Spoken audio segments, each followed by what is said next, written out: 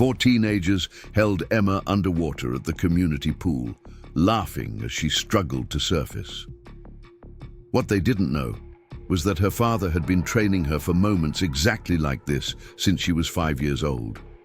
When she finally emerged, what she did next left everyone speechless and changed everything at Ridgemont High forever. Before we jump back in, tell us where you're tuning in from, and if this story touches you, make sure you're subscribed, because tomorrow I've saved something extra special for you. Emma Rodriguez had always been the smallest girl in her class, but she'd never let that define her. When her family moved to the affluent suburb of Ridgemont after her father's latest Navy deployment, she found herself enrolled at Ridgemont High, a school where your parents' careers mattered more than your character. Her dad, Chief Petty Officer Miguel Rodriguez, was a decorated Navy SEAL who'd served 4 tours overseas. Her mother, Sofia, worked as a trauma nurse at the local hospital. Neither of their professions impressed the wealthy families whose children dominated the social hierarchy at Ridgemont. The first thing Emma noticed about her new school wasn't the pristine hallways or the state-of-the-art facilities, but the way students seemed to sort themselves into invisible categories. There were the athletes, the scholars, the performers, and at the very top, the untouchables, kids whose parents owned the biggest houses, drove the newest cars, and funded the school's major programs. Emma, with her second-hand backpack and her father's old military surplus jacket, clearly didn't fit into any of these groups. She'd grown up differently than most of her peers. While other kids spent their summers at camps or vacation homes, Emma had learned to swim in murky training pools, to hold her breath for impossibly long periods, and to stay calm under pressure. Her father never spoke much about his work, but he'd always insisted on teaching her practical skills.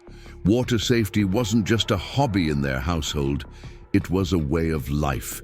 Every weekend, regardless of the weather, Miguel would take Emma to various bodies of water, teaching her how to navigate currents, how to conserve energy while treading water, and most importantly, how to help others in aquatic emergencies. Her mother had instilled different but equally valuable lessons. Sofia had seen enough trauma cases to know that staying calm in crisis situations could mean the difference between life and death. She'd taught Emma to observe her surroundings, to read people's intentions, and to trust her instincts when something felt wrong. These weren't skills that showed up on report cards or college applications, but they were the foundation of who Emma had become. The bullying started subtly, as it often does in places where cruelty masquerades as social order. Jessica Hartwell, whose father owned the largest construction company in 3 counties, made the first move. She'd bump into Emma in the hallways, just hard enough to knock her books to the floor, then offer a sarcastic apology loud enough for everyone to hear. Brandon Mitchell, whose mother was the mayor, would make comments about Emma's clothes, her hair, her accent, anything that marked her as different from their carefully curated world. Then there was Chloe Patterson, daughter of the town's most prominent attorney, who had perfected the art of social exclusion. She'd organize group activities and make sure Emma was the only one not invited. She'd start conversations that suddenly stopped when Emma approached. She'd share inside jokes that were designed to make Emma feel like an outsider looking in. These weren't dramatic confrontations. They were death by 1,000 cuts, each small incident designed to chip away at Emma's confidence and sense of belonging. Emma tried to ignore the harassment, focusing instead on her studies and the few genuine friendships she'd managed to form. Marcus Chen, a quiet boy in her AP biology class, had recognized her intelligence and treated her with respect from day one. He'd grown up in a military family too, and he understood the unique challenges of constantly moving and starting over. Marcus had warned Emma about the particular group that had been targeting her, but like many bullying situations, everyone knew what was happening and no one seemed willing or able to stop it. The situation escalated during the spring semester when the school's swim team began using the community pool for additional practice sessions. Emma had quietly joined the team, not because she wanted to be part of the social scene, but because swimming was one of the few activities that felt like home. The coach had immediately noticed her unusual technique and endurance, but Emma had deflected questions about her training background. She preferred to let her performance speak for itself. Jessica, Brandon, and Chloe had all been part of the swim team's social circle for years, even though none of them were particularly strong swimmers. They treated the pool area like their personal domain, and Emma's presence there felt like an invasion of their territory. They'd started with small acts of sabotage, hiding her goggles, using up all the hot water in the showers, making sure she was always assigned to the slowest lane during practice. When these tactics didn't drive her away, they decided to escalate their approach. The incident happened on a Friday afternoon in late April. Most of the team had finished practice and gone home, but Emma always stayed late to work on her technique. She was alone in the pool, swimming laps and thinking about her father's latest deployment when Jessica, Brandon, Chloe, and Brandon's younger brother Tyler appeared at the pool's edge. They weren't supposed to be there. The facility was technically closed to non-staff members, but rules had never applied to them before. Jessica called out to Emma, her voice echoing off the tile walls. "Hey, Rodriguez, we heard you think you're some kind of swimming superstar now." Emma continued her laps, hoping they'd get bored and leave. She'd learned that engaging with them usually made things worse, but they weren't planning to leave. They had come with a specific purpose in mind. Brandon jumped into the pool first, his street clothes soaking immediately. The others followed, surrounding Emma in the deep end. She treaded water, maintaining her distance, but they began closing in. "We think it's time you learned your place around here," Chloe said, her voice carrying a malicious edge that Emma had never heard before. What happened next unfolded with terrifying speed. Tyler grabbed Emma's arms while Jessica pushed down on her shoulders, forcing her underwater. Emma's training kicked in immediately. She didn't panic, didn't waste energy fighting against their grip. Instead, she relaxed her body, conserved her oxygen, and waited for the right moment. Above the surface, she could hear their laughter, their casual comments about how long she could hold her breath. They brought her up after what felt like an eternity, giving her just enough time to gasp for air before pushing her down again.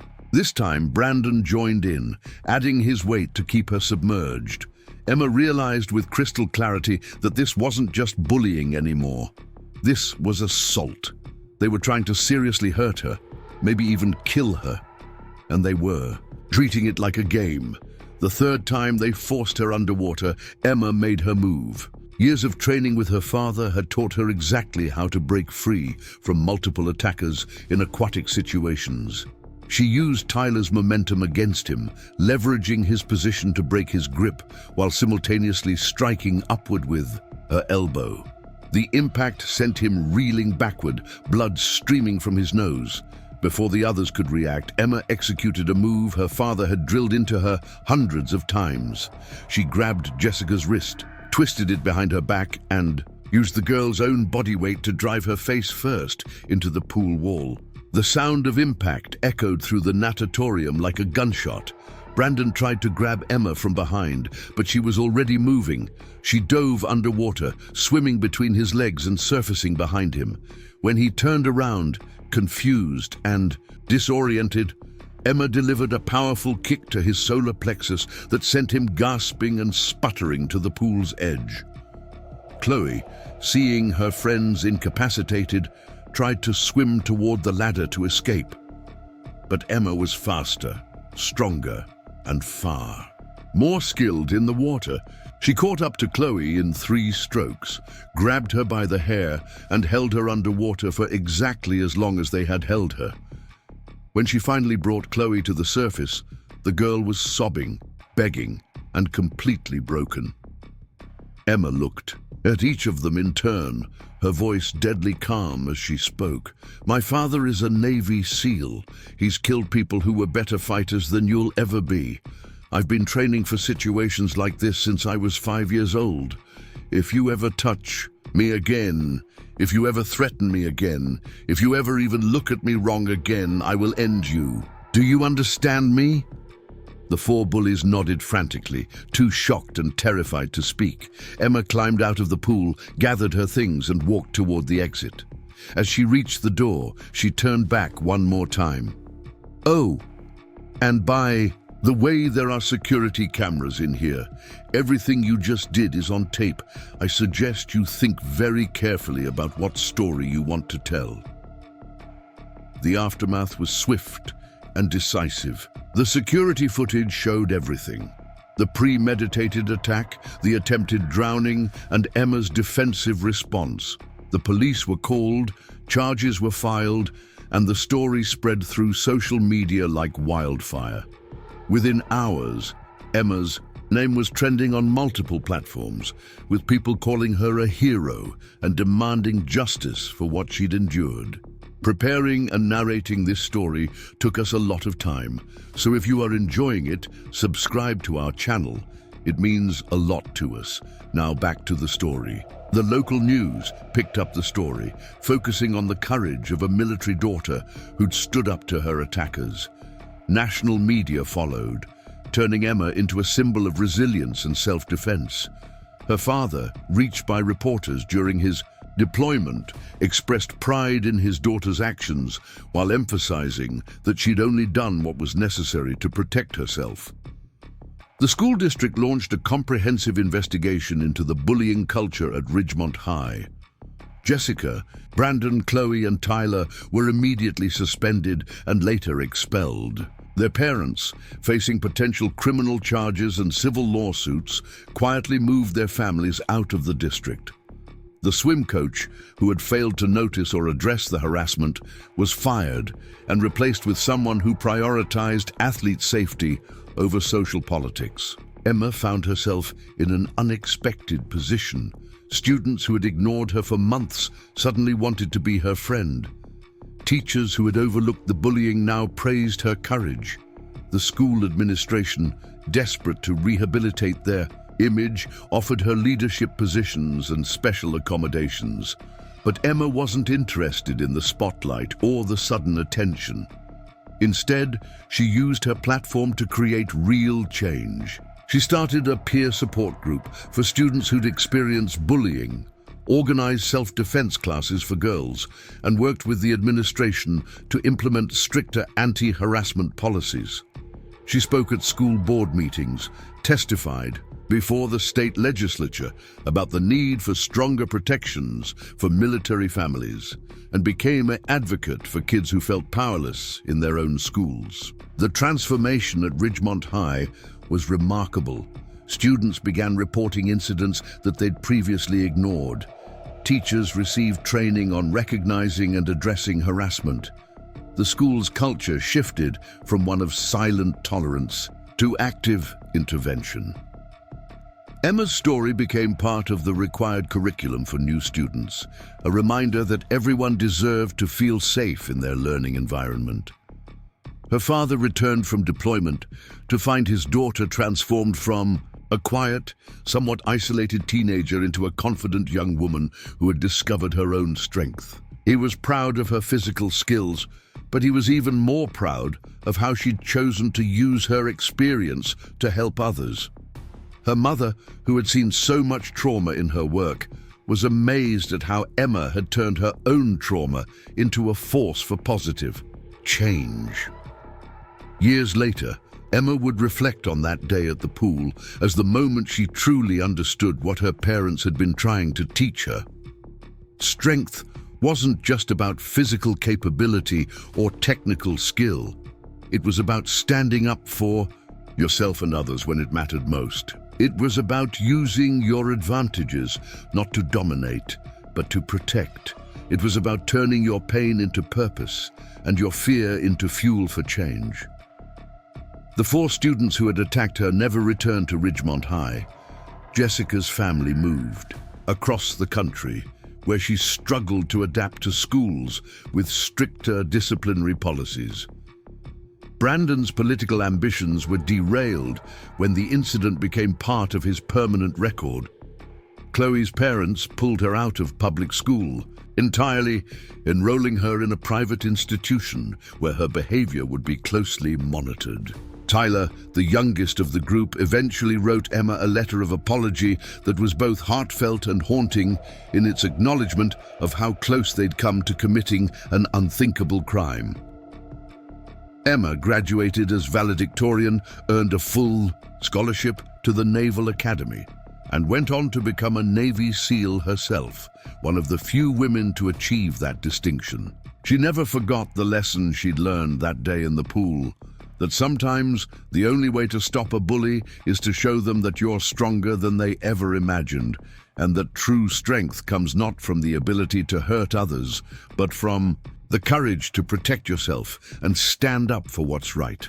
The community pool where the incident occurred was renamed in honor of all military families, with a plaque that read, "Dedicated to those who serve and sacrifice, and to the children who carry their strength forward."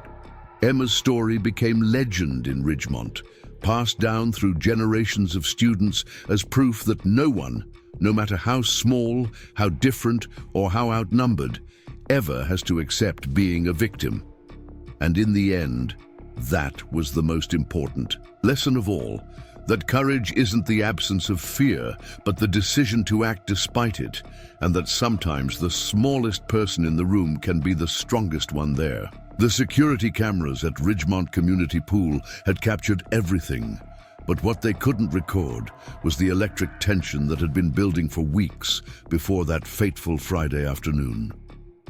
Emma Rodriguez stood at her bedroom window, watching the moving trucks disappear down Maple Street as another military family relocated to a different base. She understood that feeling all too well. This was her 7th school in 12 years, and each transition had taught her something different about survival, adaptation, and the price of never quite belonging anywhere long enough to call it home. The Rodriguez family had arrived in Ridgemont. During the humid heat of late August, their government-issued moving allowance stretched thin across the necessities of starting over once again. Emma's father, Chief Petty Officer Miguel Rodriguez, had been reassigned to the Naval Training Center.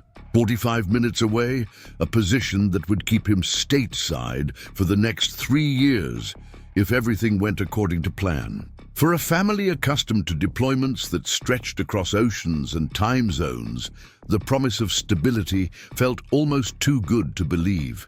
Emma's mother, Sofia, had immediately thrown herself into the logistics of rebuilding their life in yet another town. As a trauma nurse with 15 years of experience in military hospitals, she'd learned to adapt quickly to new environments, new colleagues, and new systems. Within a week of their arrival, she'd secured a position at Ridgemont General Hospital, impressing the emergency department staff with her ability to remain calm under pressure and her extensive experience treating combat injuries that most civilian nurses never encountered. The house they'd rented was smaller than their previous quarters in Virginia, but it sat on a quiet street lined with mature oak trees and well-maintained lawns. Emma had chosen the bedroom that faced east, knowing that the morning light would help her maintain the early rising schedule that had become second nature after years of living by military time. Her room was sparse compared to the elaborate bedrooms she'd glimpsed through the windows of her new neighbors' homes, but it contained everything she truly needed. A desk for studying, a bookshelf filled with her father's military history collection, and a small table where she kept the photographs that documented their family's journey across different states and countries. The first day at Ridgemont High had been a masterclass in social observation. Emma possessed a skill that many military children developed out of necessity, the ability to quickly assess new environments, identify potential allies and threats, and navigate complex social hierarchies without drawing unnecessary attention to herself. She'd learned to read the subtle signs that indicated where power resided in any given community, and Ridgemont High's social structure was more transparent than most. The school building itself was a testament to the community's wealth and priorities. Built just 5 years earlier, with funds raised through a combination of property taxes and private donations, it featured state-of-the-art laboratories, a performing arts center that rivaled those found at small colleges, and athletic facilities that could have hosted professional training camps. The hallways were wide and bright, lined with trophy cases that chronicled decades of academic and athletic achievements. Digital displays announced upcoming events, scholarship opportunities, and the latest accomplishments of students whose names appeared repeatedly on honor rolls and award lists. Emma had noticed immediately how students moved through these hallways with an unconscious confidence that spoke of deep roots and generational belonging.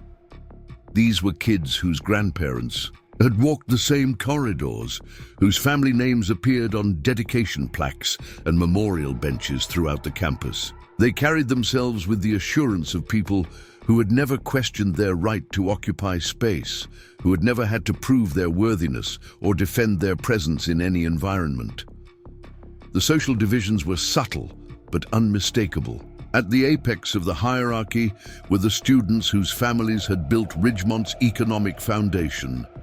Jessica Hartwell's great-grandfather had established the construction company that had developed most of the town's residential neighborhoods. Brandon Mitchell's family had produced 3 generations of mayors and city council members. Chloe Patterson's father headed the law firm that handled legal affairs for half the businesses in the county. These weren't just popular kids. They were royalty in a kingdom built on inherited privilege and social connections that stretched back decades. Emma's military background, which had been a source of pride in communities near military bases, felt almost exotic in Ridgemont. Her classmates had no frame of reference for understanding what it meant to grow up with a parent who disappeared for months at a time on classified missions, who came home with stories they couldn't tell and scars they couldn't explain. They couldn't comprehend the unique blend of pride and anxiety that defined military families, the way you learned to live with constant uncertainty while maintaining absolute faith in your loved one's training and competence. During her first week, Emma had attempted to find her place within the established social ecosystem. She'd attended a few after-school activities, hoping to connect with students who shared her interests in academics or athletics. The experience had been illuminating in ways she hadn't expected. In her AP chemistry class, she'd quickly distinguished herself as one of the top students, demonstrating a practical understanding of scientific principles that impressed even the teacher. Her years of moving between different educational systems had exposed her to varied teaching methods and curriculum standards, giving her a broader knowledge base than many of her peers. However, academic excellence didn't automatically translate to social acceptance. Emma discovered that success in Ridgemont High's competitive environment was often viewed through the lens of family legacy and social positioning. When she scored the highest grade on the first major exam, some classmates seemed more interested in questioning her educational background than celebrating her achievement. They wanted to know which private tutors she'd worked with, which test preparation programs her family had invested in, which educational advantages had given her an unfair edge over students who had been in the Ridgemont system their entire lives. The assumption that her success must be the result of external advantages rather than personal effort revealed something important about how these students viewed achievement and merit. In their world, excellence was often purchased rather than earned, cultivated through expensive resources rather than developed through discipline and determination. Emma's suggestion that she'd simply studied hard and paid attention in class was met with skeptical looks and knowing smiles that suggested her classmates believed she was being deliberately modest about her family's investments in her education. The athletic programs at Ridgemont High were particularly revealing about the school's culture and values.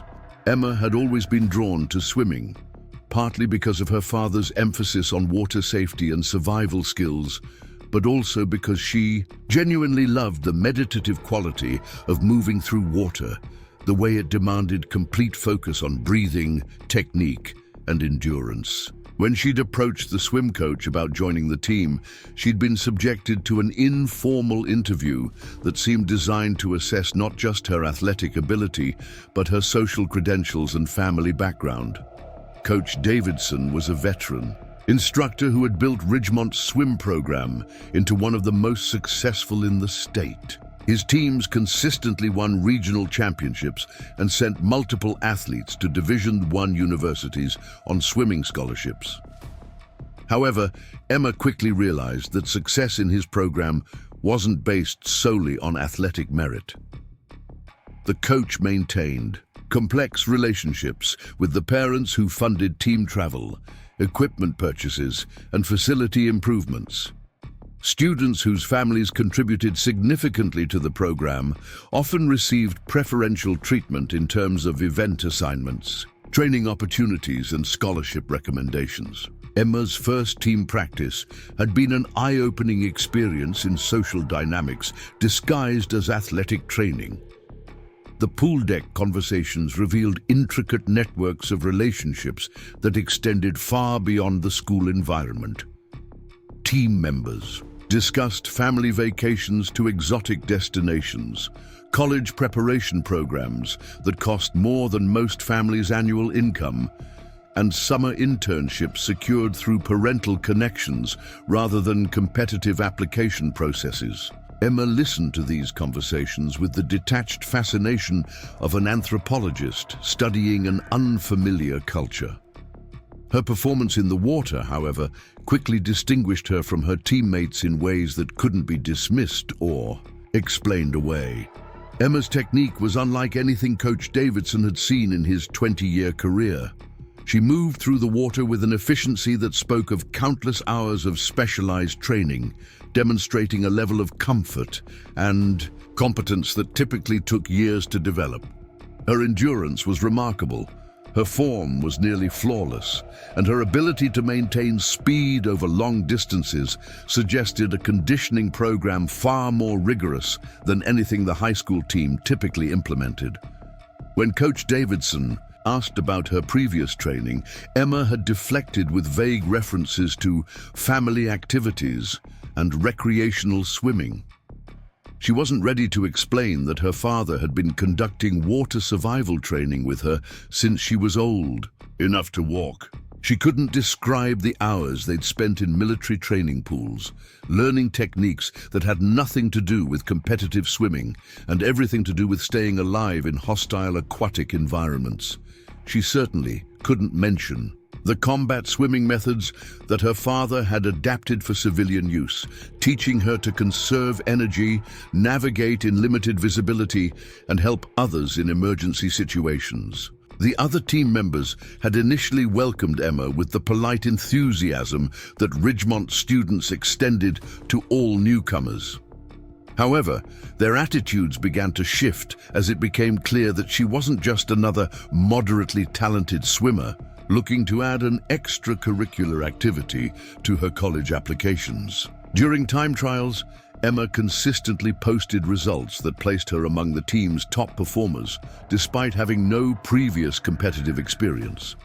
Her improvements were rapid and dramatic, suggesting a natural ability that couldn't be taught or purchased through private coaching.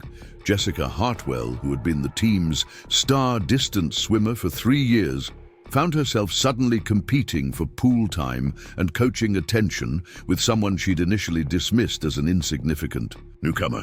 Jessica's swimming career had been carefully cultivated through expensive private lessons, specialized training camps, and nutritional programs designed by sports medicine professionals. Her family had invested tens of thousands of dollars in her athletic development, viewing her swimming success as both a source of family pride and a potential pathway to an elite college admission. Emma's effortless superiority in the water challenged everything Jessica believed about merit, effort, and achievement. If this unknown military kid could outperform her without access to the same resources and advantages, What did that say about Jessica's own accomplishments? The cognitive dissonance was uncomfortable and unsettling, creating resentment that Jessica struggled to acknowledge even to herself.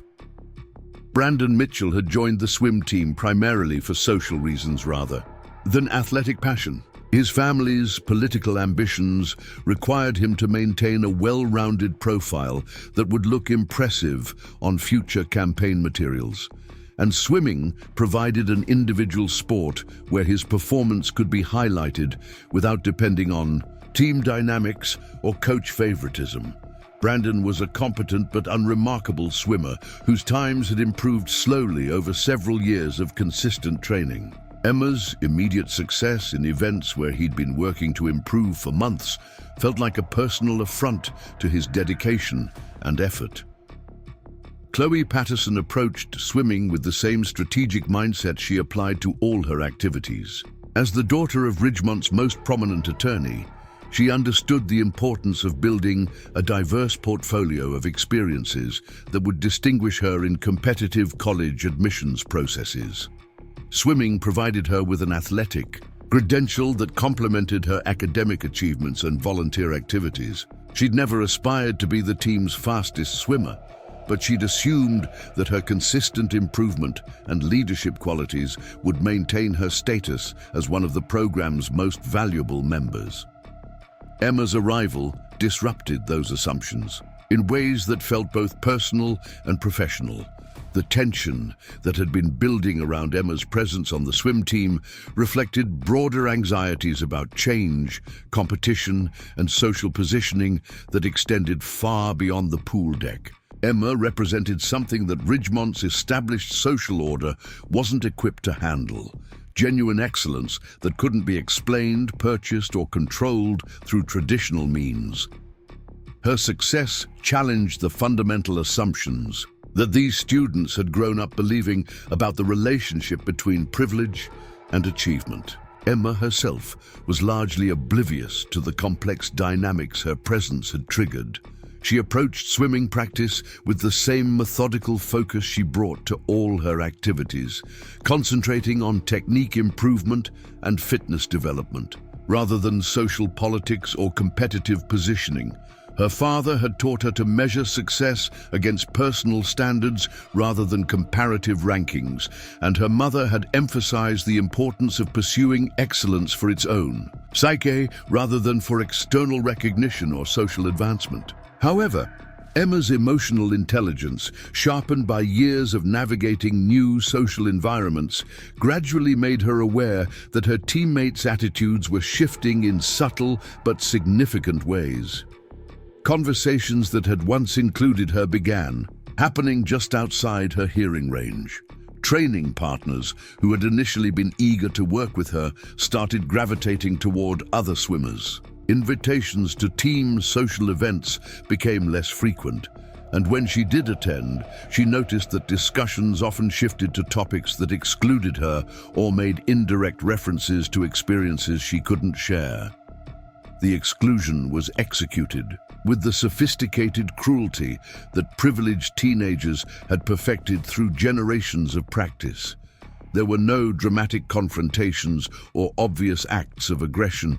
Instead, Emma found herself experiencing the death by 1,000 cuts that military families often encountered when they failed to integrate seamlessly into civilian communities. She was gradually isolated through a series of small actions that individually seemed insignificant, but collectively created an environment where she felt unwelcome and out of place. Emma's response to this treatment reflected the resilience and adaptability that military children develop as survival mechanisms. She focused on her training, her academic work, and the few genuine friendships she'd managed to cultivate with students who appreciated her for who she was, rather than what social advantages she could provide. She found particular comfort in her friendship with Marcus Chen, whose own experience as the son of immigrants had given him insight into the challenges of navigating environments where belonging was determined by factors beyond individual control. Marcus had been one of the first students to recognize Emma's intelligence and integrity, and their friendship had developed organically through shared interests in science, literature, and current events. Marcus understood what it felt like to be simultaneously visible and invisible in social environments where diversity was celebrated in theory but met with suspicion in practice.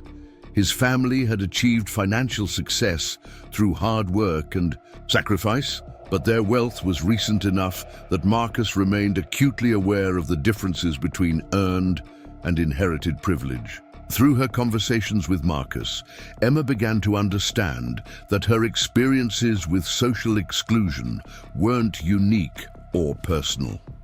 Ridgemont High had a long history of absorbing new students who brought different perspectives, backgrounds, and abilities to the community.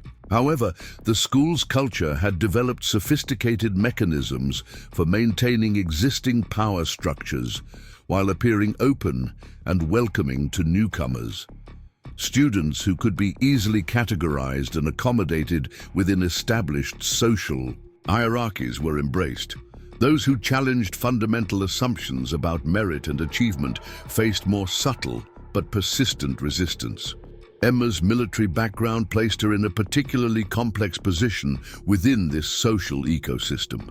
Ridgemont residents generally expressed support for military families in abstract terms, displaying yellow ribbon magnets on their cars and participating in Veterans Day ceremonies. However, their understanding of military life was largely theoretical, based on media representations rather than personal experience.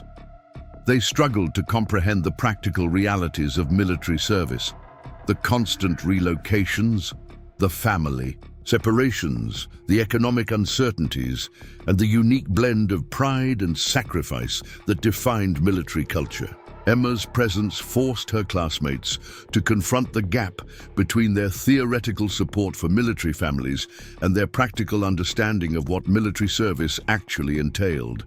Her father's deployment schedule meant that she often attended school events alone, explaining his absence with casual references to work obligations that her classmates couldn't fully comprehend.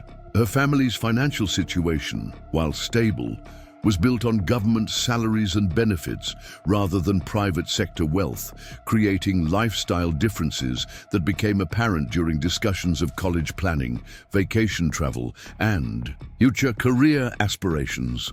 The approaching spring semester brought new pressures and opportunities that would ultimately force the simmering tensions around Emma's presence to reach a boiling point.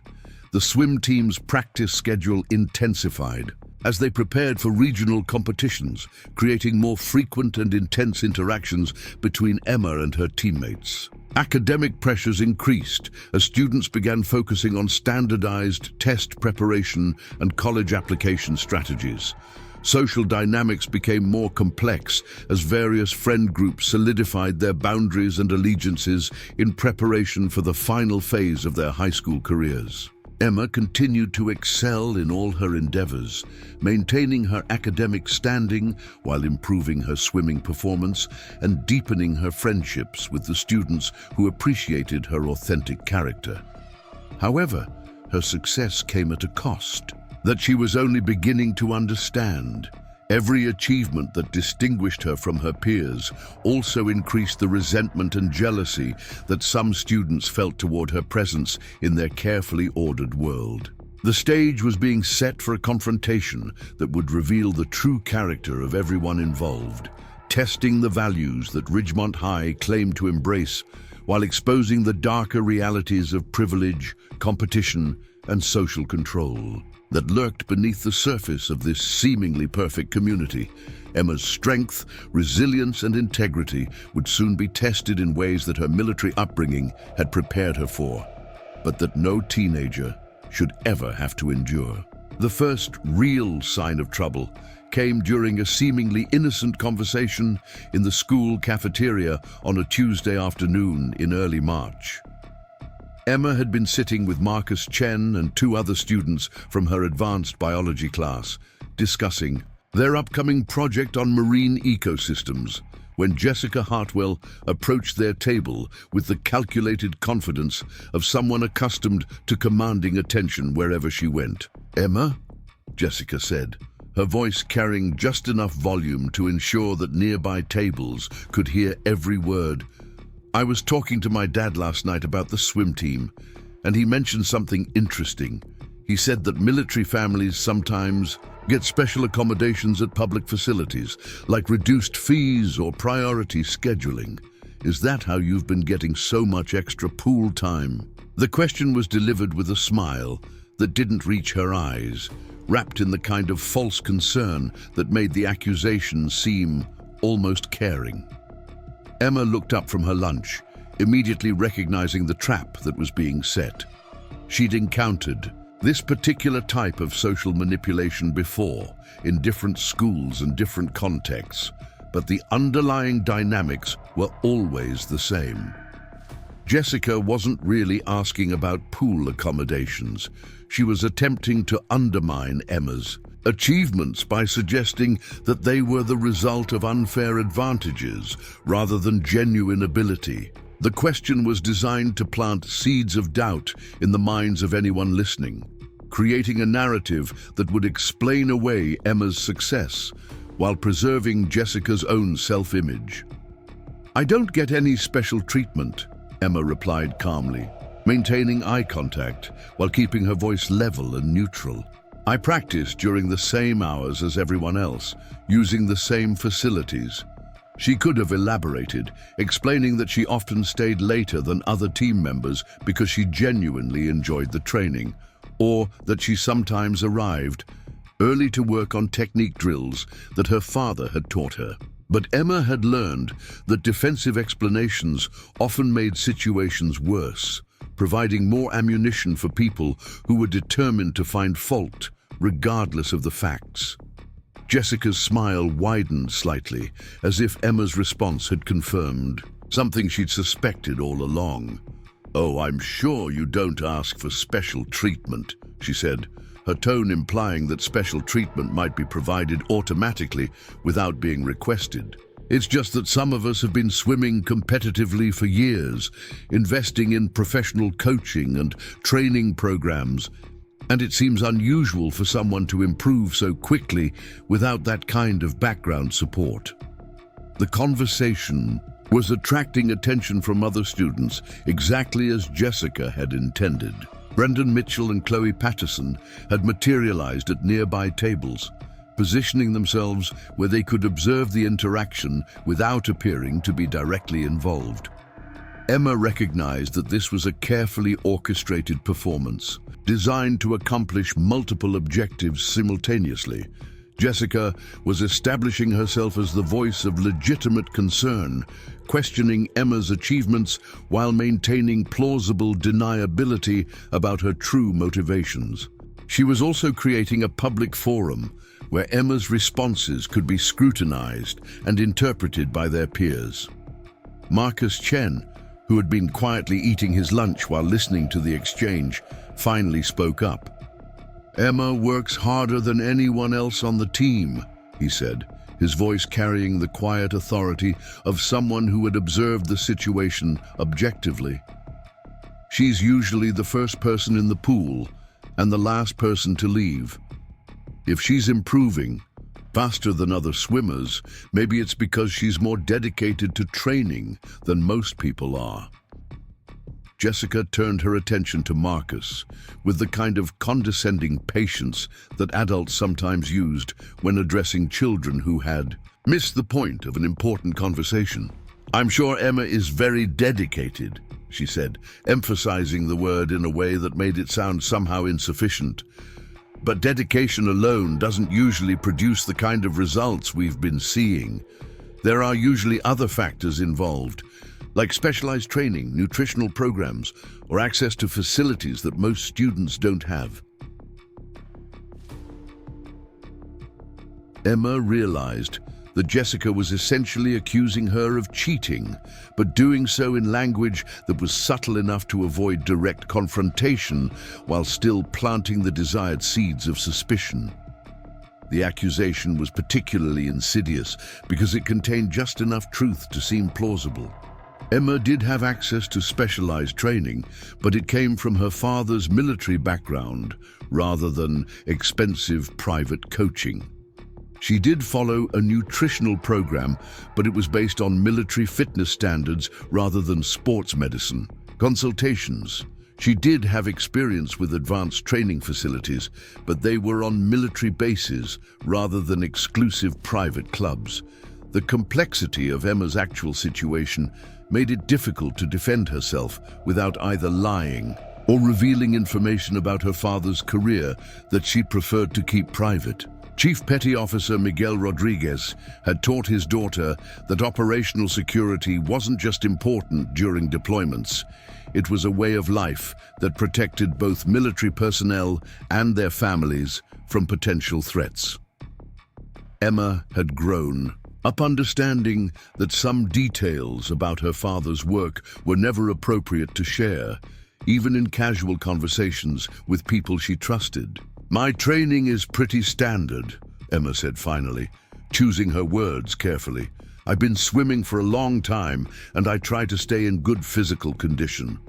I don't think there's anything particularly unusual about my preparation or my approach to the sport." It was a diplomatic response that avoided both outright lies and dangerous revelations. But Emma could see that it wasn't satisfying Jessica's need for a more detailed explanation. Chloe Patterson chose that moment to join the conversation, sliding into an empty chair at Emma's table with the casual entitlement of someone who had never been told that her presence wasn't welcome anywhere. "You know what's really interesting?"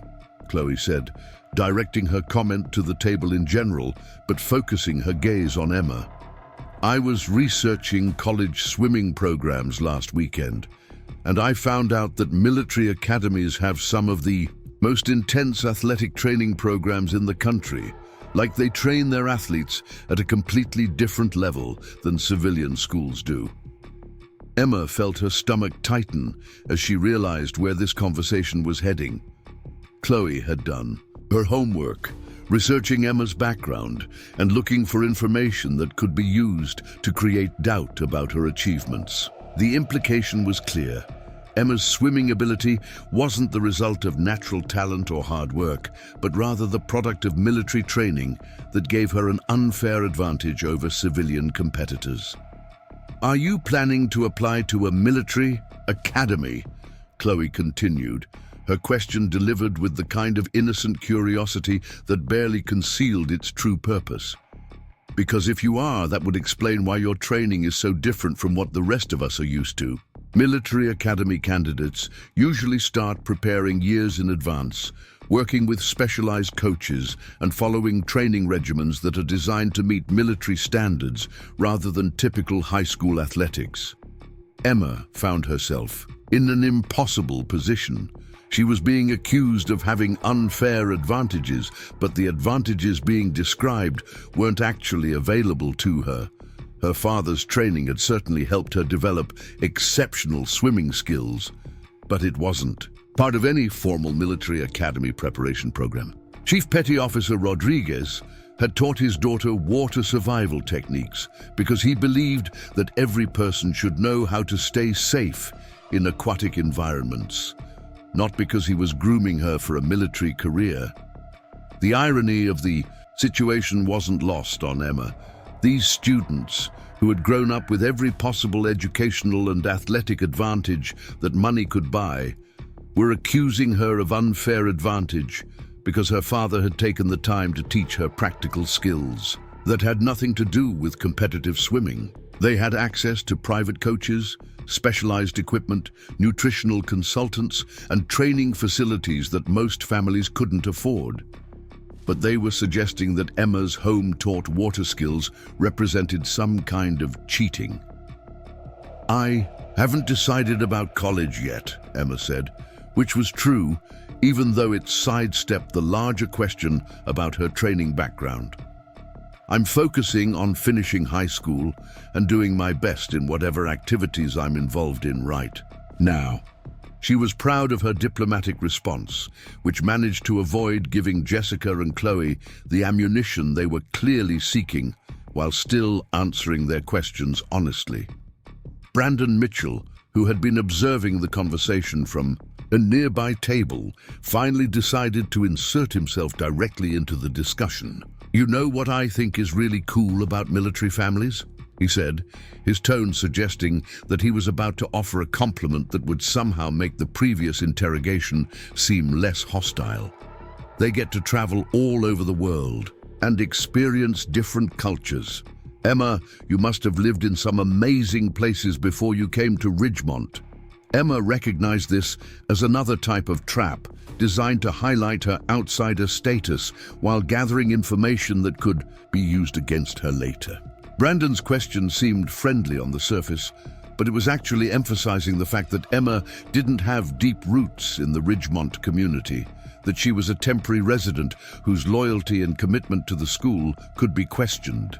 "We've moved around quite a bit," Emma acknowledged, keeping her response vague enough to avoid providing details about specific locations or time periods. Military families learn to be cautious about sharing information about their assignments, both for security reasons and because constant relocation could become a source of social disadvantage in communities that valued stability and local connections.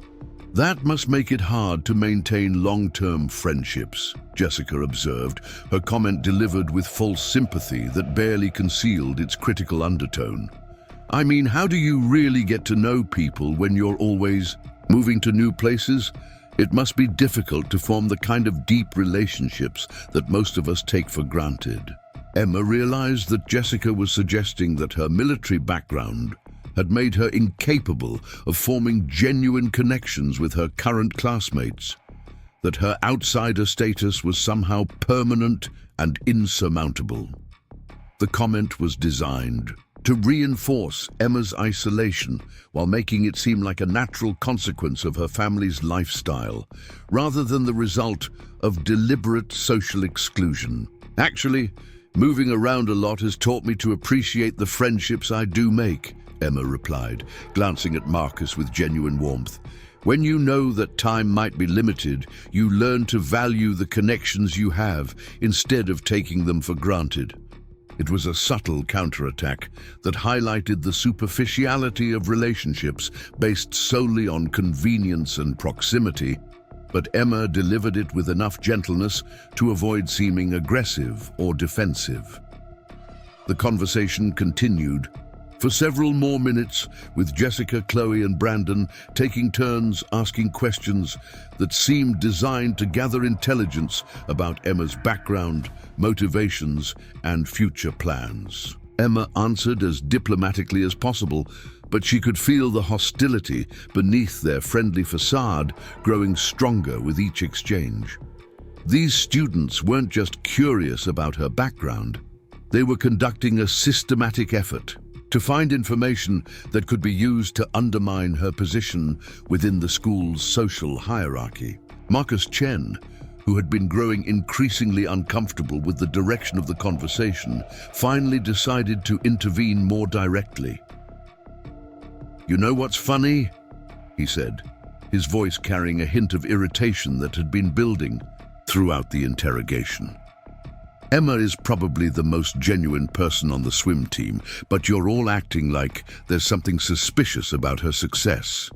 Maybe instead of looking for hidden advantages, you should consider the possibility that she's just really good at swimming." His comment created a moment of awkward silence that revealed the true dynamics of the situation. Marcus had essentially accused Jessica, Chloe, and Brandon of jealousy and poor sportsmanship, forcing them to either acknowledge the validity of his observation or escalate their hostility toward both Emma and him. Emma appreciated his support, but she also recognized that his defense might make her situation more complicated rather than better. Jessica recovered first, her smile returning with renewed intensity as she prepared to deliver what she clearly intended to be a decisive response. "Of course, Emma is good at swimming," she said, her tone suggesting that no one had ever questioned Emma's ability. "We're just trying to understand how she got so good so quickly. Most of us have been working with the same coaches and training programs for years. So when someone new arrives and immediately outperforms people who have been dedicated to the sport for much longer, it's natural to wonder what's different about their preparation." The word "different" carried particular weight in Jessica's delivery, emphasizing Emma's outsider status while suggesting that her success was somehow artificial or unearned. Emma realized that this conversation had accomplished exactly what Jessica had intended. It had publicly raised questions about the legitimacy of Emma's achievements while allowing Jessica to maintain the appearance of reasonable curiosity rather than malicious jealousy. Emma excused herself from the table shortly afterward, claiming that she needed to review notes for her next class.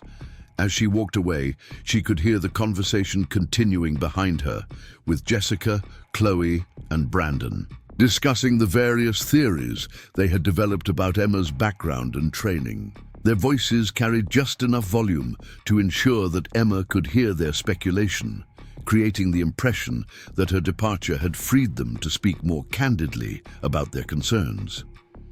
The cafeteria incident marked a turning point in Emma's experience at Ridgemont High.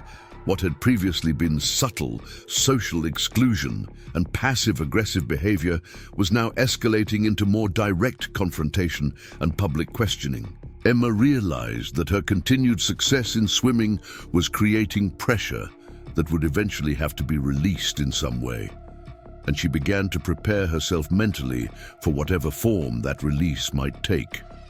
Her father had taught her that conflict was often inevitable when dealing with people who felt threatened by capabilities they didn't understand or couldn't match. Chief Petty Officer Rodriguez had explained that the key to surviving such situations was maintaining emotional discipline while staying alert to signs that verbal confrontation might escalate into something more serious.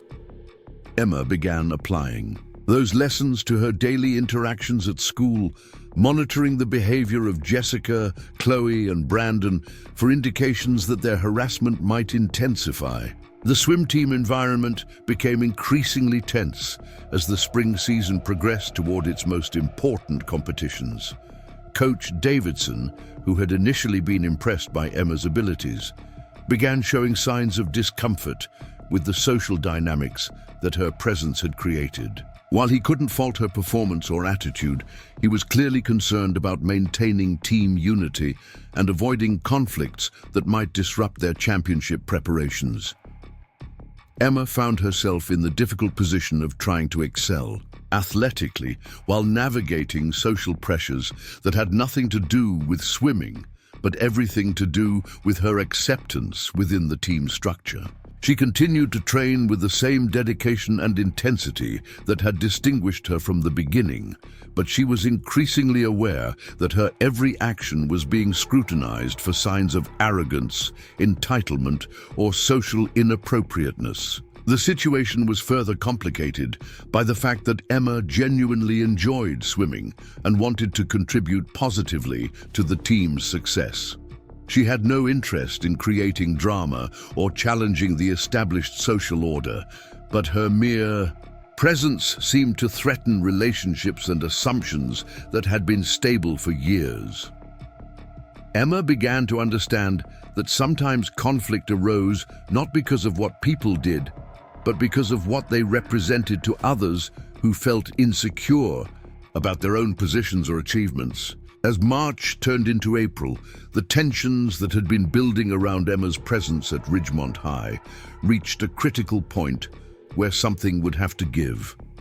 The careful balance of polite hostility and plausible deniability that had characterized her treatment by Jessica, Chloe, and Brandon was becoming increasingly difficult to maintain.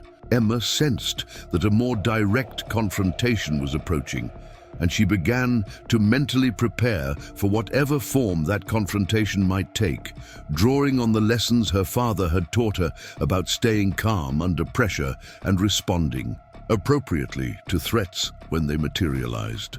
The Friday afternoon that would change everything at Ridgemont High began like any other spring day, with sunshine streaming through the tall windows of the academic wing and students counting down the hours until weekend freedom. Emma Rodriguez had finished her last class of the day, advanced calculus, where she'd quietly submitted a perfect exam that would once again place her at the top of her grade level.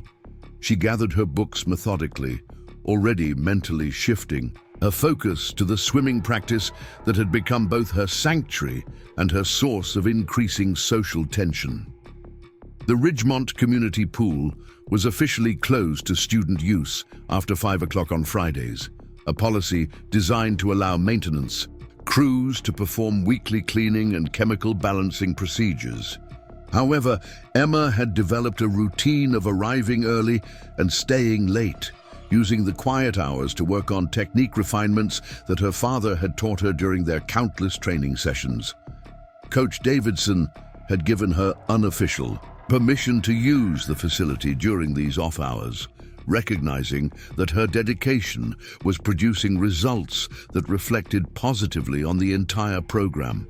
Emma changed into her practice suit in the empty locker room, the silence broken only by the gentle hum of ventilation systems and the distant sound of custodial staff working in other parts of the building. She appreciated these moments of solitude, when she could focus entirely on the physical and mental preparation that her father had taught her to associate with any serious training session. Chief Petty Officer Miguel Rodriguez had instilled in his daughter the understanding that proper preparation was the foundation of both safety and success in any challenging environment. As Emma emerged from the locker room and walked toward the pool deck, she noticed that the usual array of lane markers and training equipment had been moved to one side, leaving the pool surface clear and unobstructed. The late afternoon sunlight created patterns of light and shadow on the water that reminded her of the military training pools, where she'd first learned to swim with purpose rather than recreation. She began her usual pre-practice routine, stretching her shoulders and back while mentally reviewing the technique drills she planned to work on during the session. The sound of voices echoing through the natatorium's high ceiling broke Emma's concentration, causing her to look up from her stretching routine with mild surprise. Jessica Hartwell, Brandon Mitchell, Chloe Patterson, and Brandon's younger brother Tyler were entering the pool area through the main entrance, their street clothes and casual demeanor indicating that they hadn't come for any official swimming activity. Emma felt an immediate sense of unease, recognizing that their presence during what should have been closed hours suggested planning and intent rather than coincidence. Jessica called out across the pool deck, her voice carrying an edge of false friendliness that Emma had learned to recognize as a warning sign. "Well, look who's here," Jessica said, loud enough to ensure that her words echoed clearly in the enclosed space. Emma Rodriguez, working on her secret training techniques again. "We were just talking about you, wondering how someone manages to get so much better so fast without any of the advantages that most serious swimmers have." Emma remained silent, recognizing that anything she said would likely be twisted into ammunition for whatever confrontation Jessica was planning. She'd learned from her father that sometimes the best tactical response was to observe and assess rather than react immediately to provocative statements. Chief Petty Officer Rodriguez had taught her that people who were planning aggressive actions often revealed their intentions through their positioning, tone of voice, and choice of words. Brandon stepped closer to the pool's edge, his casual stride betraying a nervousness that suggested he wasn't entirely comfortable with whatever plan they'd developed. "You know what I think?" he said, his voice attempting the same false casual tone that Jessica had used. "I think Emma's been holding back on us. I think she's got skills that she hasn't been showing off, maybe some of that military training that her family probably specializes in." Tyler, who was younger than the others and seemed to be following their lead rather than driving the conversation, added his own comment with the eager awkwardness of someone trying to impress older students. Yeah, like maybe she's been training for some kind of special military program or something. That would explain why she's so much better than everyone else who's been working just as hard for way longer. Chloe positioned herself on the opposite side of the pool from Emma, creating a configuration that Emma immediately recognized as potentially problematic. Her father had taught her to always be aware of positioning in any situation involving multiple people, especially when those people might have hostile intentions. The fact that they had spread themselves around the pool area suggested coordination and planning rather than spontaneous conversation. "We were thinking," Chloe said, her tone carrying the kind of manufactured excitement that adults might use when proposing a fun activity to children, "that maybe it would be interesting to see just how good Emma really is in the water. Like not just swimming laps or doing training drills, but dealing with some real challenges that might test those special skills she's obviously been hiding from us." Emma felt her heart rate increase slightly, not from fear, but from the heightened awareness that her father had taught her to cultivate when situations began moving toward potential conflict. She remained outwardly calm, while mentally cataloguing the distances between herself and various exit points, the locations of emergency, equipment, and the positioning of the 4 students who were clearly working together to create some kind of confrontation. "I'm just here to practice," Emma said quietly, her voice carrying the steady tone that military families learn to use when de-escalating tense situations. "The pool is supposed to be closed to students right now, so maybe you should check with Coach Davidson about using it for whatever you have in mind." She was offering them an opportunity to back down gracefully, while also establishing that their presence was unauthorized and potentially problematic. Jessica's laugh carried a harsh edge that eliminated any pretense of friendly conversation. "Oh, we're not here for any official team activities," she said, beginning to remove her shoes and outer clothing in a way that suggested she was preparing to enter the water. "We're here for something much more interesting than regular practice. We want to see how the daughter of a Navy SEAL handles herself when things get a little more challenging than just swimming back and forth in designated lanes." The mention of her father's military specialization sent a cold shock through Emma's system, not because she was afraid of these students, but because it revealed that they had been researching her family background far more thoroughly than she'd realized. Chief Petty Officer Rodriguez had taught his daughter that operational security extended to civilian environments, and that people who gathered intelligence about military families often had intentions that went beyond casual curiosity. Brandon was also removing his shoes and shirt, his movements betraying an anxiety that suggested he wasn't entirely committed to whatever plan they'd developed, but was being driven forward by social pressure and group dynamics. "Come on, Emma," he said, his voice attempting a tone of friendly challenge that didn't quite mask his underlying nervousness. "Don't you want to show us what all that military training has really taught you? We're just curious about whether you're as tough as you seem to be." Tyler followed the lead of the older students, stripping down to his underwear with the eager enthusiasm of someone who was excited to be included in what he clearly saw as an important social event. "Yeah, let's see if you can handle some real competition instead of just beating us in boring team practices," he said, his young voice cracking slightly with excitement and adrenaline. Emma realized that these 4 students were planning to enter the water with her, and that their intentions were almost certainly hostile, despite their attempts to frame the situation as some kind of informal challenge or test. She began mentally reviewing the water survival and defensive techniques that her father had drilled into her during countless training sessions, while simultaneously calculating her options for avoiding or escaping the confrontation they were clearly planning. Chloe was the last to begin removing her clothes, but her movements were deliberate and confident in a way that suggested she was the primary architect of whatever plan they were implementing.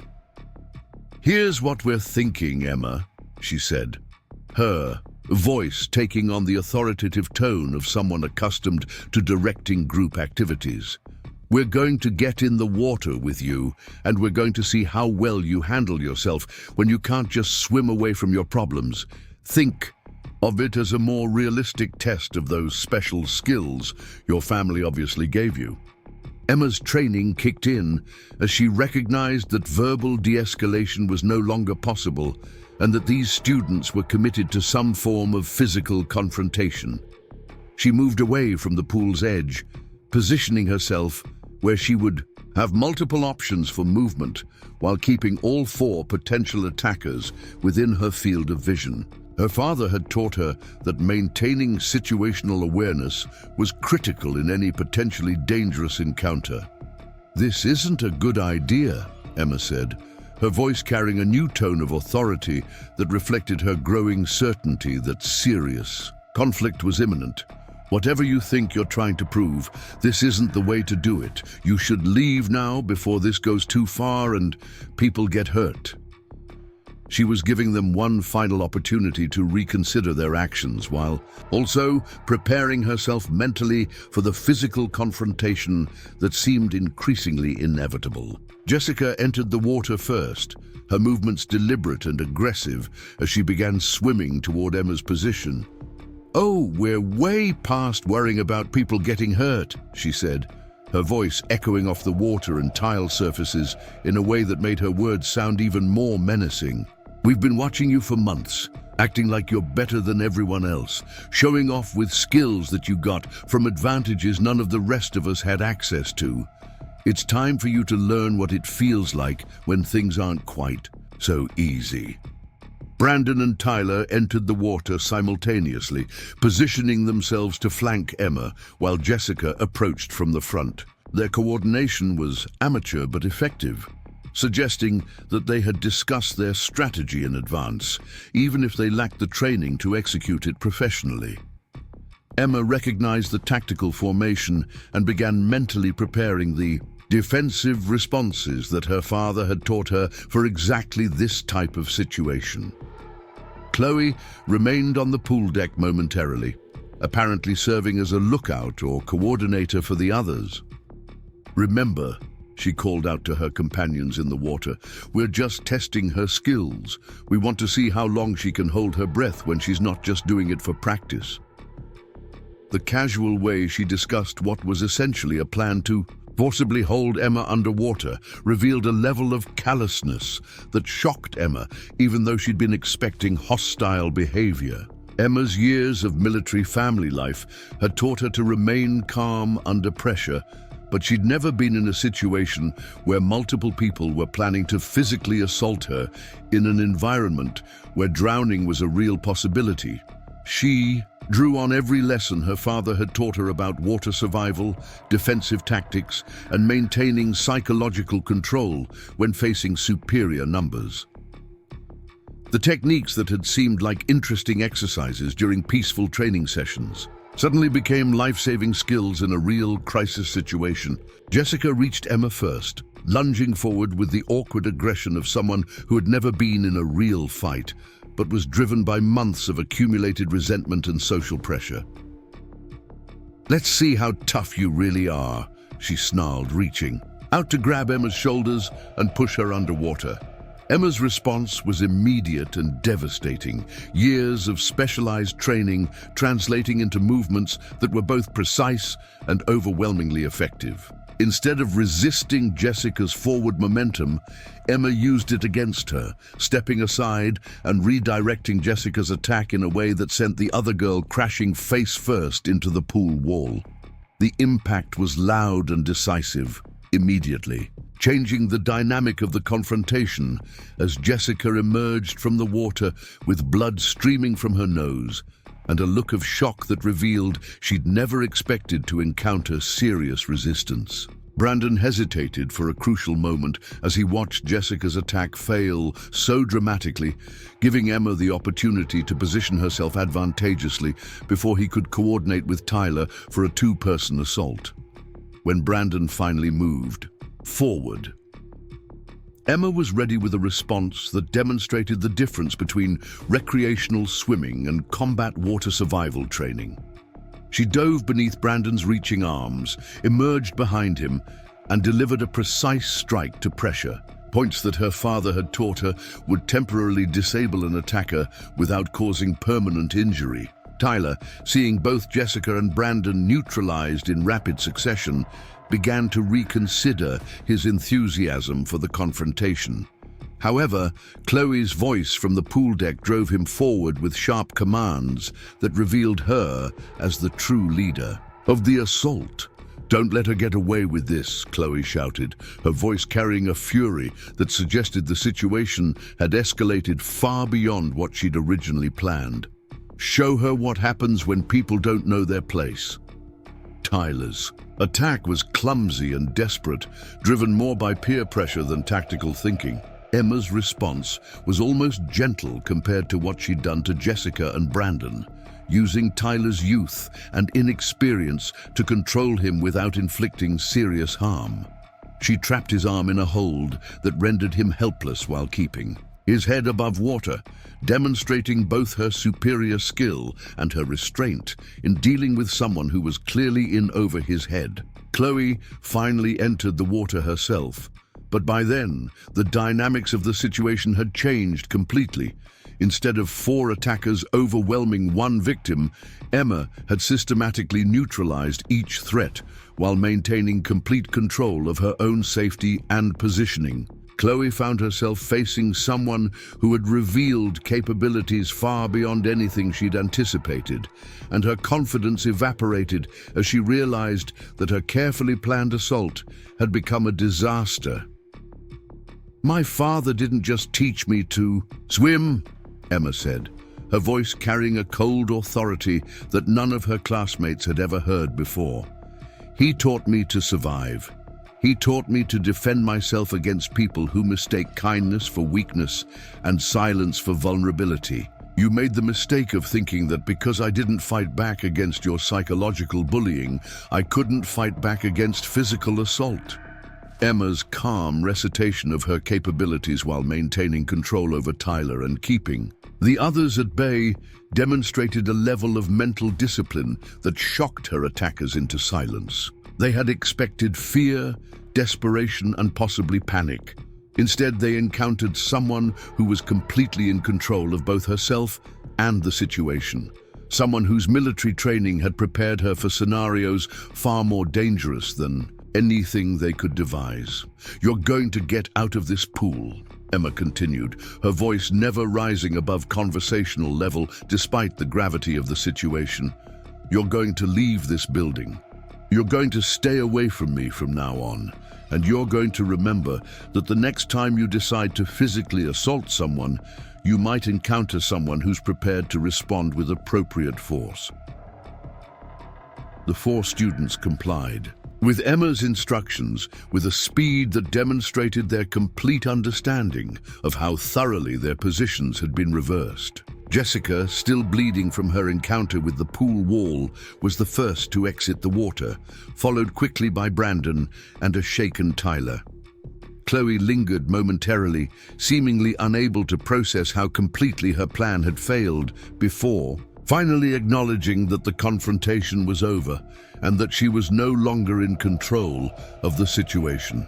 As her attackers gathered their clothes and prepared to leave, Emma remained in the water, maintaining her vigilant positioning until they had completely exited the building. Only then did she allow herself to process what had just happened, recognizing that this incident would have consequences far beyond the immediate physical confrontation.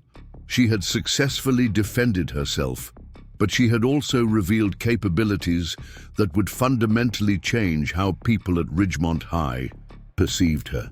Emma's first instinct was to contact her father, but Chief Petty Officer Rodriguez was in the middle of a training exercise that would keep him incommunicado for several more hours. Instead, she called her mother, briefly explaining the situation and asking for guidance about how to proceed. Sofia Rodriguez, drawing on her experience as both a military spouse and a trauma nurse, advised Emma to document everything that had happened and to report the incident to school authorities immediately. The security cameras in the natatorium had recorded the entire confrontation, providing objective evidence of both the premeditated assault and Emma's restrained but effective response. When school administrators reviewed the footage on Monday morning, they were shocked by the deliberate nature of the attack and impressed by Emma's discipline in using only the minimum force necessary to protect herself.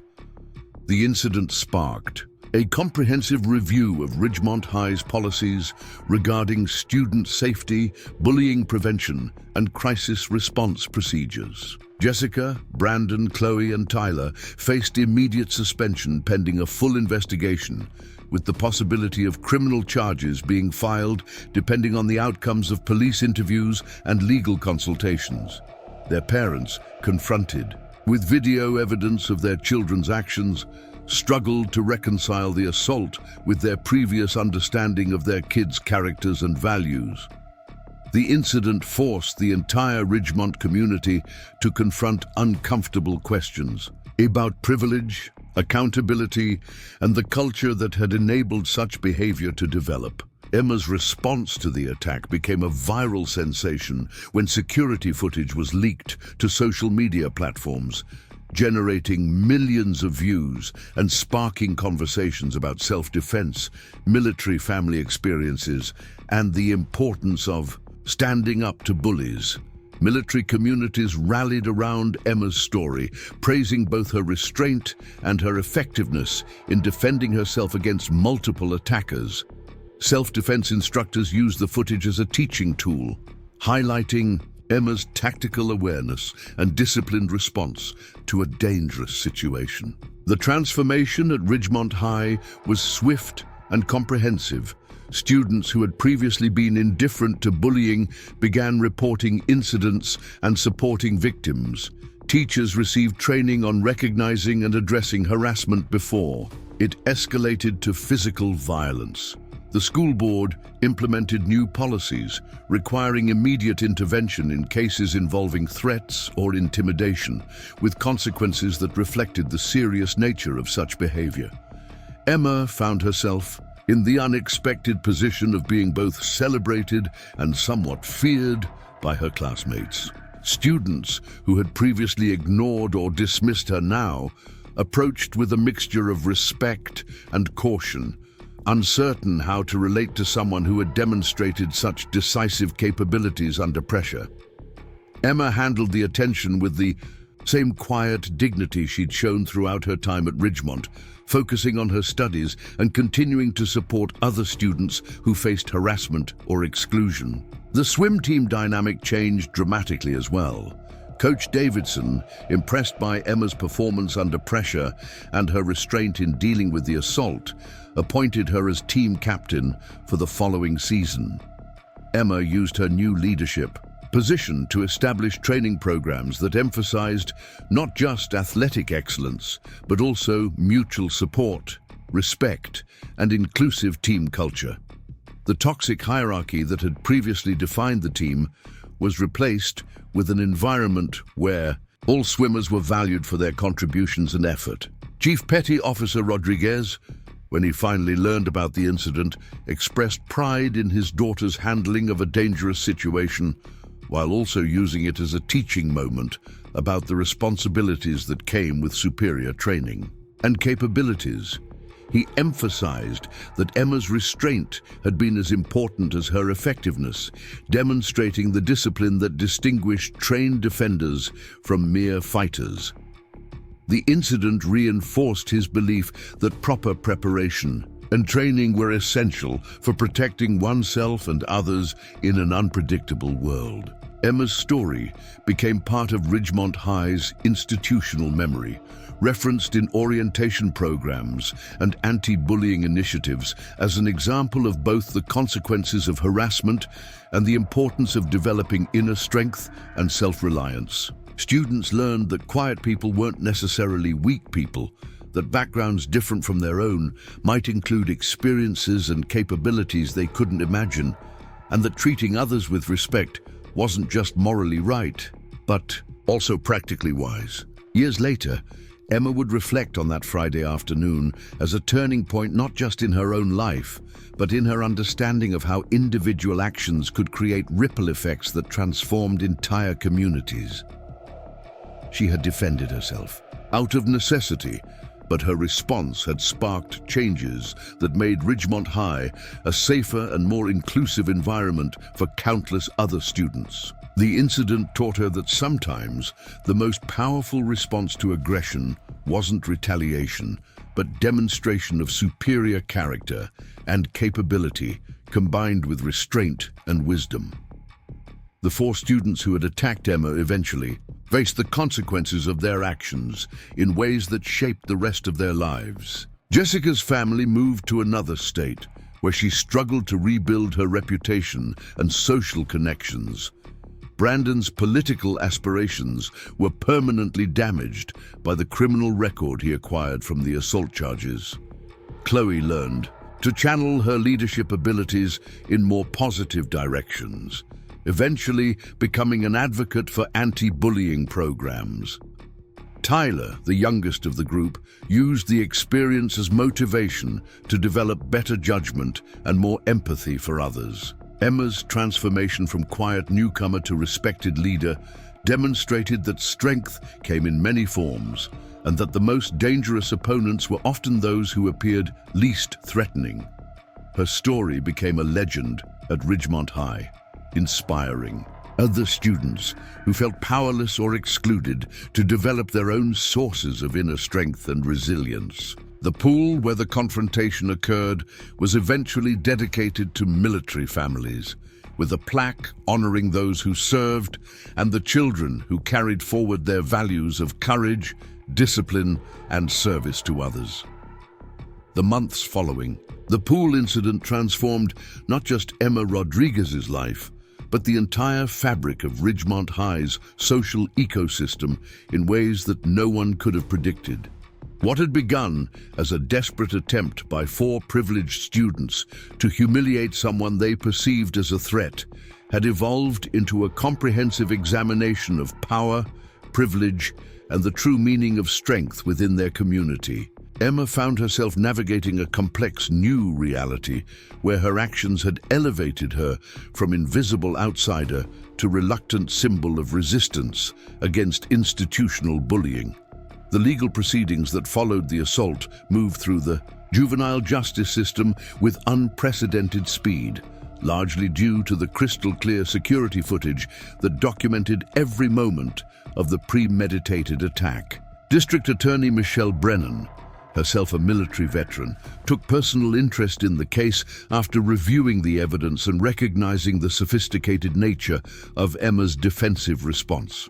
The prosecution's case was strengthened not only by the video documentation, but also by the testimony of maintenance staff who had witnessed Jessica, Brandon, Chloe, and Tyler planning their assault in the parking lot before entering the building. Emma's testimony during the preliminary hearings was delivered with the same calm precision that had characterized her response to the actual attack.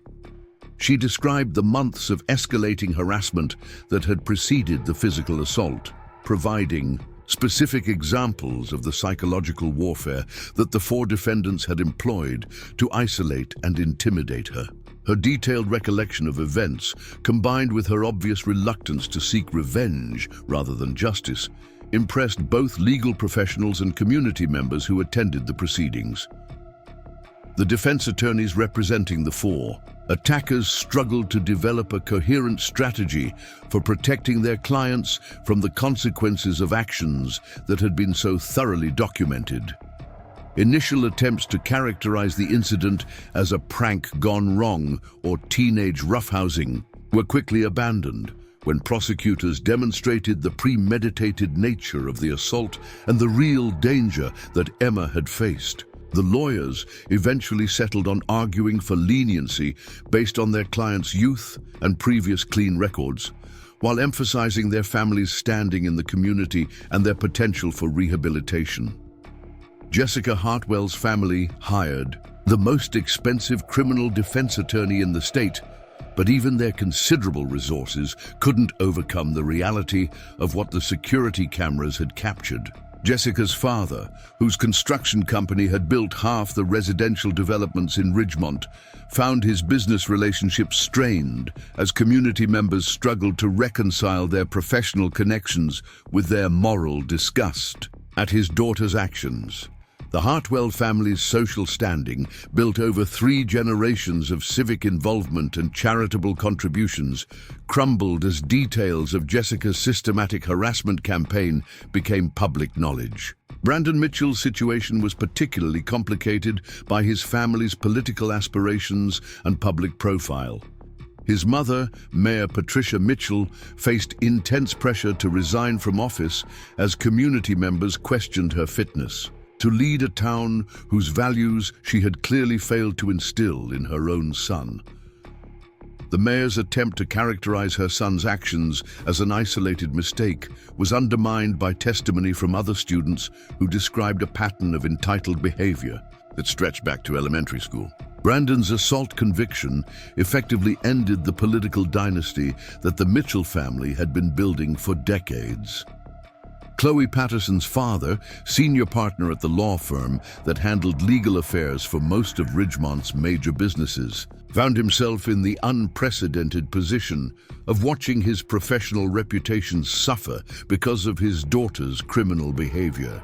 Attorney James Patterson had built his career on his ability to protect clients from the consequences of their actions, but he was powerless to shield his own family from the social and professional repercussions of Chloe's assault conviction. Several major clients terminated their relationships with his firm, citing concerns about the ethical culture that had produced such behavior. Tyler Mitchell, as the youngest member of the group and Brandon's brother, received the most lenient sentence, but his involvement in the assault still resulted in a juvenile record that would affect his educational and career opportunities for years to come. The incident forced the Mitchell family to confront the reality that their permissive parenting style and emphasis on social status over character development had failed both of their sons in fundamental ways.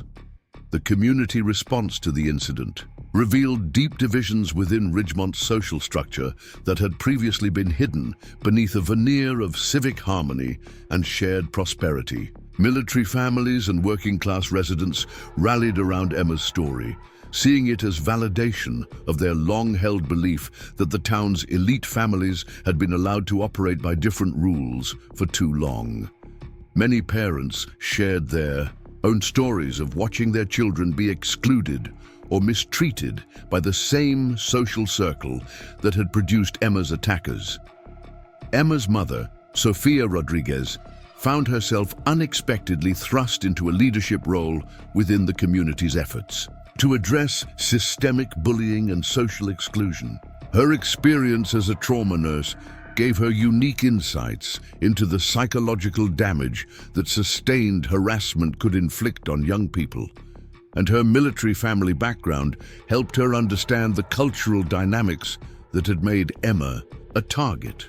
Sofia began speaking at school board meetings and parent organizations, advocating for comprehensive anti-bullying policies that addressed not just physical violence, but the subtle forms of social warfare that often preceded physical attacks. The transformation of Ridgemont High's administrative response to student conflicts was swift and comprehensive. Principal Margaret Anders, who had previously relied on informal conflict resolution and peer mediation to address student disputes, implemented a zero-tolerance policy for harassment that included clear consequences for both perpetrators and bystanders who failed to report incidents. The new policies required teachers and staff to undergo training on recognizing signs of systematic exclusion and intimidation, with regular assessments to ensure that the school's culture was actually changing rather than simply paying lip service to anti-bullying rhetoric. Emma's academic performance, rather than suffering from the stress of the legal proceedings and social upheaval, actually improved as she found herself freed from the constant anxiety of navigating hostile social dynamics. Her grades in advanced placement courses climbed to the highest levels in the school, and her SAT scores placed her in the top percentile nationally. College recruiters, who had initially been interested in her swimming abilities, began focusing on her academic achievements and leadership potential, recognizing that her experience had forged qualities that couldn't be taught in traditional educational settings. The swim team under Emma's leadership became a model for inclusive athletic culture that attracted attention from coaches and administrators throughout the region. Emma implemented training programs that emphasized mutual support and collective achievement rather than individual competition and social hierarchy. Team members learned to view their different backgrounds and abilities as sources of strength rather than divisions, creating an environment where swimmers improved faster and enjoyed the sport more than they had under the previous culture of exclusion and intimidation. Emma's relationship with her father deepened as Chief Petty Officer Miguel Rodriguez recognized that his daughter had successfully applied the lessons he'd taught her in ways that went far beyond physical self-defense.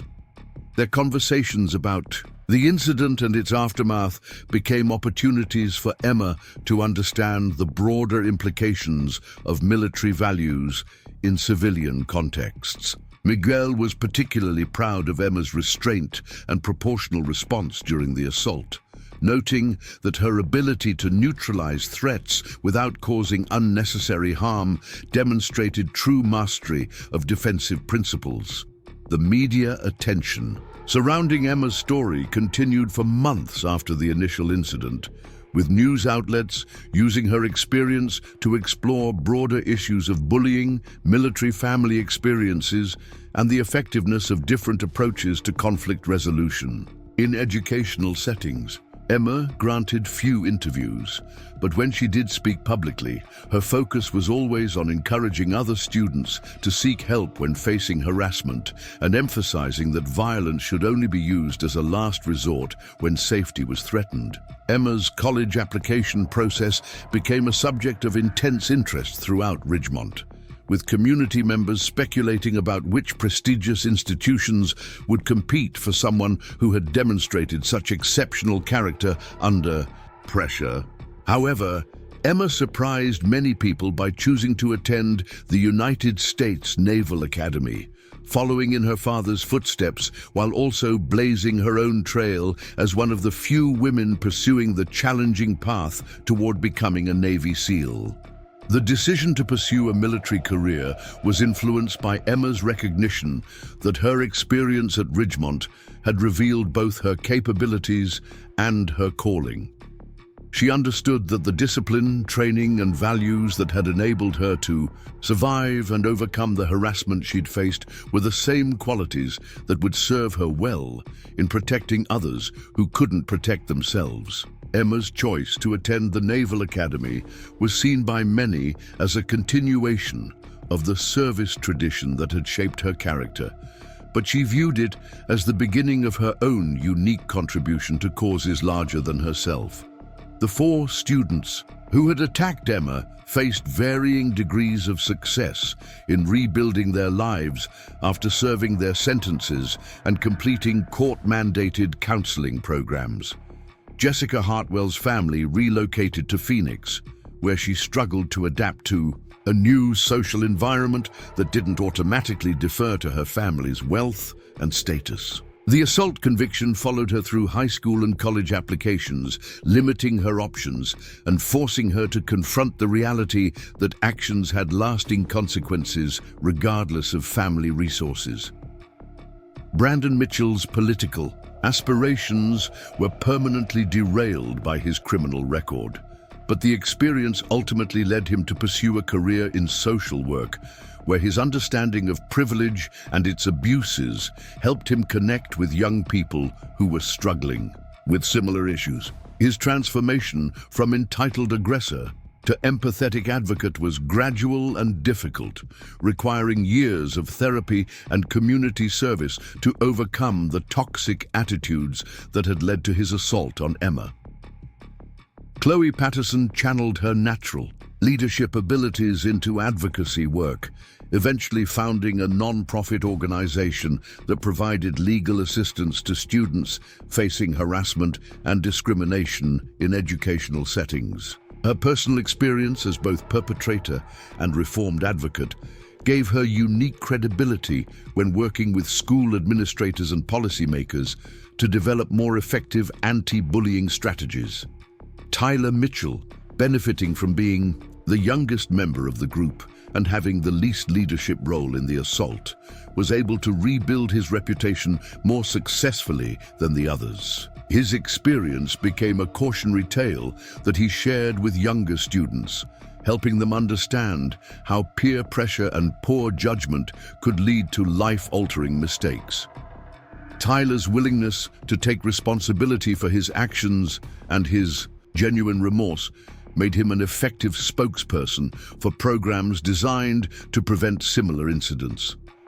The pool where the assault had taken place was eventually renovated and rededicated as the Military Family Aquatic Center, with facilities specifically designed to serve the needs of service members and their children. Emma participated in the dedication ceremony, speaking about the importance of creating spaces where all community members could feel safe and valued regardless of their backgrounds or circumstances.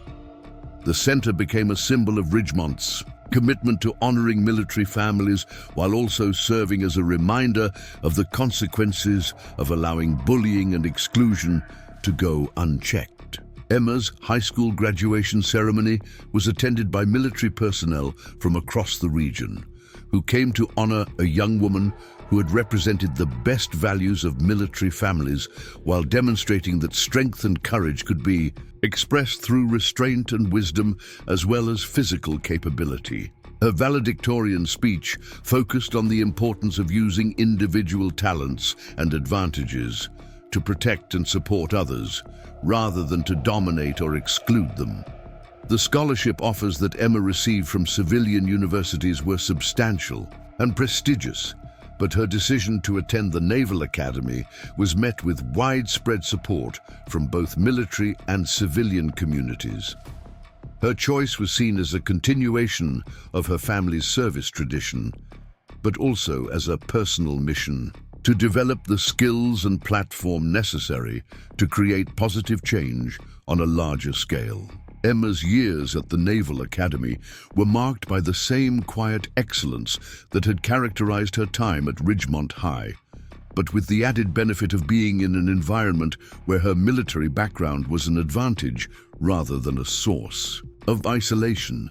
She excelled in both academic and physical training, while also emerging as a leader who could bridge differences between classmates from diverse backgrounds and experiences. The specialized training that followed Emma's graduation from the Naval Academy was among the most challenging in the military, but her experience overcoming adversity at Ridgemont had prepared her for the mental and physical demands of becoming one of the few women to earn the designation of Navy SEAL. Her instructors noted her exceptional ability to remain calm under pressure, to support teammates who were struggling, and to accomplish missions with the minimum force necessary to achieve objectives. Emma's military career took her around the world, where she applied the lessons learned from her confrontation with high school bullies to much more dangerous situations involving actual threats to national security and international stability. Her ability to assess situations accurately, respond proportionally to threats, and protect others while minimizing collateral damage made her one of the most effective operators in her unit. The story of Emma's transformation from bullied high school student to decorated Navy SEAL became part of the curriculum at military leadership schools, where it was used to illustrate the importance of character development, situational awareness, and appropriate response to threats. Her example demonstrated that true strength came not from the ability to dominate others, but from the wisdom to know when and how to use force in service of protection and justice. Years later, when Emma returned to Ridgemont as a decorated military officer to speak at the high school's annual Military Appreciation Assembly, she was greeted by a student body that had been shaped by the cultural changes her experience had helped to create. The school's anti-bullying programs were among the most effective in the state, and its culture of inclusion and mutual respect had become a model for other educational institutions. Emma's speech to the current students focused on the importance of standing up for others who couldn't protect themselves, while also emphasizing that true courage often involved restraint and wisdom rather than aggressive action. She encouraged students to develop their own sources of inner strength, whether through academic achievement, athletic excellence, artistic expression, or community service, while using those strengths to lift others up rather than tear them down. The transformation of Ridgemont High from a school where bullying was tolerated and privilege was protected to an institution that genuinely valued diversity and character was perhaps Emma's greatest legacy. The policies and cultural changes that had been implemented in response to her experience continued to protect students long after she had graduated and moved on to her military career. Emma's story became a legend that was passed down through generations of Ridgemont students, serving as both inspiration for those facing adversity and warning for those who might be tempted to abuse whatever advantages they possessed. The pool where she had defended herself remained a symbol of the principle that everyone deserved to feel safe and valued, regardless of their background or circumstances. The broader impact of Emma's experience extended far beyond Ridgemont, as her story was shared in military communities, educational conferences, and anti-bullying programs throughout the country. Her example demonstrated that individuals who maintained their integrity while developing their capabilities could create positive change that rippled outward to affect entire communities and institutions. Emma's eventual rise to leadership positions within the military was built on the same principles that had guided her response to high school bullying: careful assessment of situations, proportional response to threats, protection of those who couldn't protect themselves, and the wisdom to know that true strength came from character rather than force. Her career became a testament to the power of turning adversity into purpose and using personal strength in service of larger principles. The 4 students who had attacked Emma eventually found their own paths to redemption and contribution, but their stories served as reminders that privilege and advantage carried responsibilities as well as benefits. Their experience demonstrated that actions had consequences regardless of family wealth or social status, and that true character was revealed not by how people treated those with power, but by how they treated those who appeared vulnerable or different.